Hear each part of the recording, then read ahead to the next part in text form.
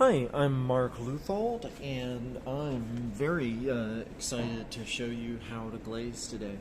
Glazing is such an important part of your work, and I have these pretty simple forms. I picked very simple forms on purpose just to show you glazing technique. Just right off the start, I can tell you the biggest mistake that most students make is they glaze too thin. They don't put the thick enough glaze on their work. And so before you glaze, you need to wipe the piece off with a really well squeezed out sponge, and just to get all the dust off. Then you've got to think about how it's going to stand in the kiln. I think that I'm going to use this as the bottom. I'm going to put it in the kiln like this, and that means I don't want any glaze on this section. And I have two glazes I'm going to work with, and go ahead and stir them up really well. And I'm going to start with this glaze, and you see that's way too thin. And I'm going to wait a moment till it dries a little bit, and then I'm going to put more on, and I'm going to do the same in the back. And now here in the front it's dry, so I can add more glaze. I stirred the glaze really well, so now I'm going to dab it on this time to get it on thicker.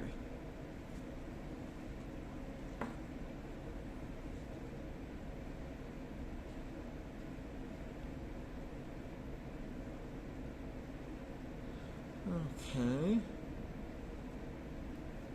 I'm gonna let that dry for a moment because I don't, when I turn it over, I don't want it to pour off. Okay, it seems better.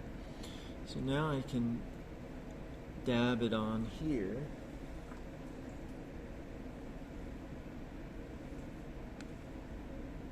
It's a little bit runnier than I would like. I'd be happier if this glaze were a little thicker. But, it'll work. So this side is dry. Do you see I'm putting a third coat on? Well, how thick is it? Well, let's take a fingernail and see. Okay. Yeah, it's thick enough now. Do you see I dug my nail into it? It's about the thickness of a dime, about half the thickness of a penny. I'm going to repair that little area, and while I'm at it, I'll add a little more glaze. Okay, but I don't want it to run off, so I'm going to wait a moment. And now let me try to get it on a little thicker on this side. Okay.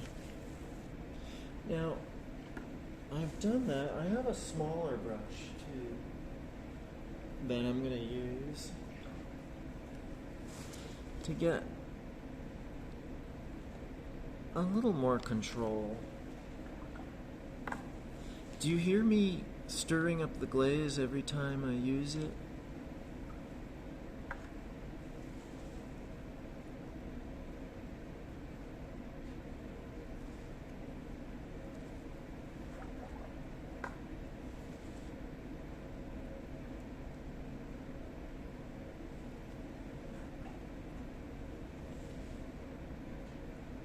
Okay.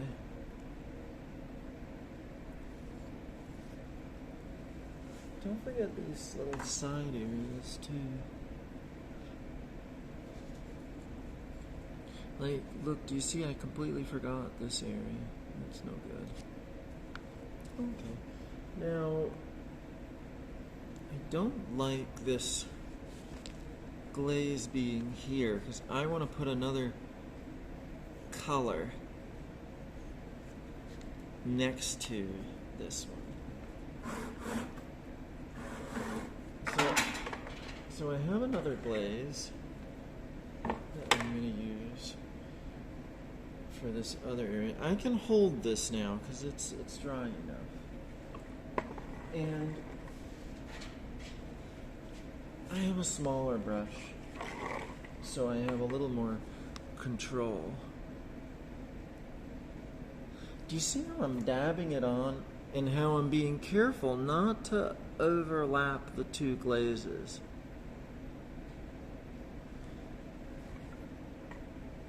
Ooh, okay.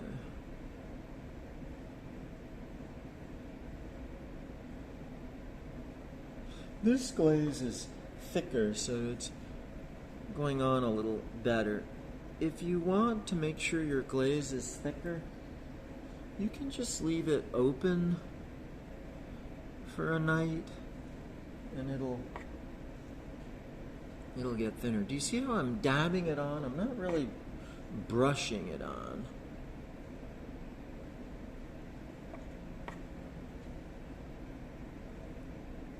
Okay, now I'm going to flip it over.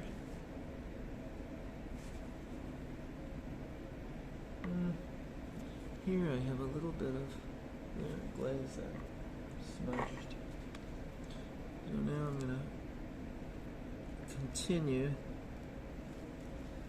I really don't want the glazes to overlap because I have no idea what will happen if they do.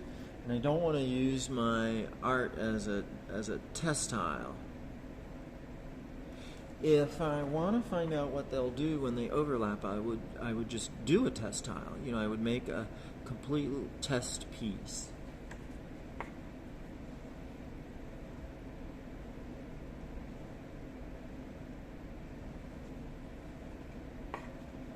Now, while I'm glazing, I want to apologize for these videos. I'm just doing them as best I can.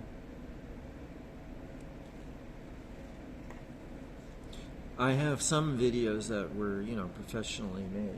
Now, do you see I'm putting a second coat on? Not a real thick coat, because that first coat went on quite thickly. I think I am going to put more of the purple that is on the bottom part, because I think that can stand to be a little thicker.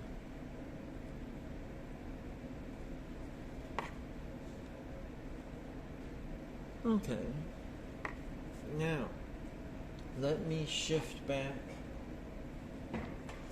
to the purple. Oh, wait a minute. I'll show you I messed up again. Look, do you see how there's no glaze on these little areas? I want to get 100% coverage because that will be pretty ugly, those uncovered areas. There. Now we're good. Craftsmanship really is important. Now, let's see. I'm going to try to get a little thicker with the blue. I'm going to try using the small brush. I think the big brush was just too big. So I wouldn't mind a brush a little bigger than this, but this is surprisingly good. And you see I'm continually dabbing the work. Now I'm going to do this side.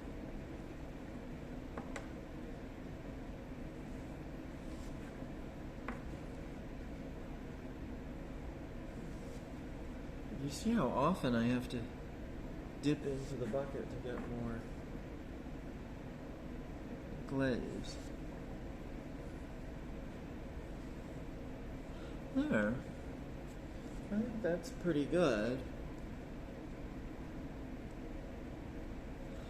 I don't know if you noticed, but I've been leaving it thinner here on purpose because near the bottom I don't want the glaze to be thick because it can flow towards the bottom and then stick to the kiln shelf.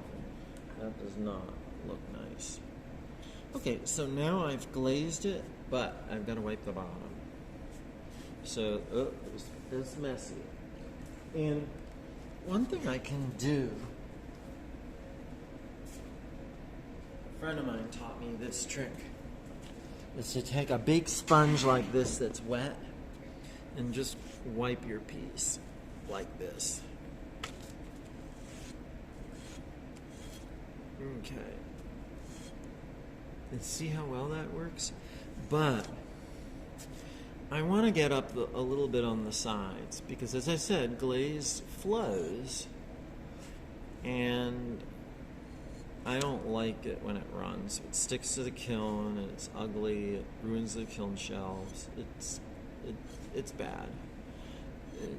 I want to be a good citizen. Okay. So that's pretty good. Don't forget these edges. Okay. So now once it's done, I want to set it on clean paper.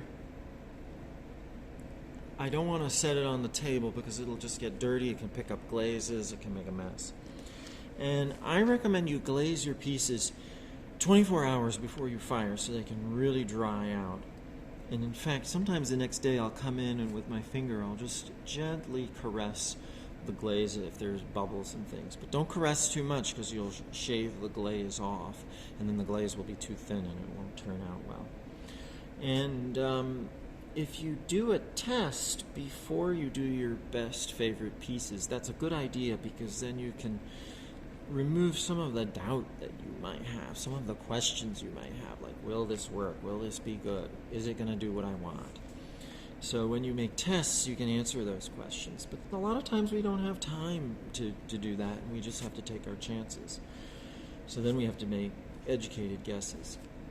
But anyway, I think this will work, and happy glazing. Thank you.